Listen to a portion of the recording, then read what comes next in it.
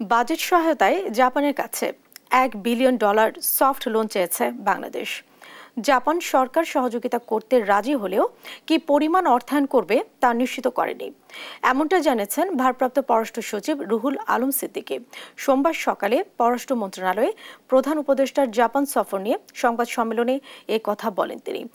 দ্বিপক্ষীয় সফরে 28 থেকে 31 মে জাপানে অবস্থান করবেন তিনি। সফরের 7টি এমওইউ স্বাক্ষরিত হওয়ার কথা রয়েছে।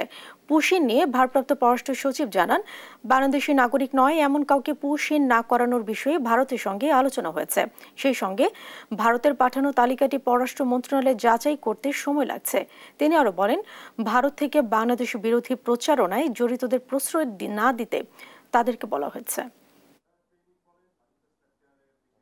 যে আগামী 28 থেকে 31 মে জাপানের টোকিওতে অনুষ্ঠিত 30th নেকি ফোরাম ফিউচার অফ এশিয়াতে মাননীয় প্রধান উপদেষ্টা সরকারি অংশগ্রহণের জন্য সরকারি সফরে জাপান যাচ্ছেন।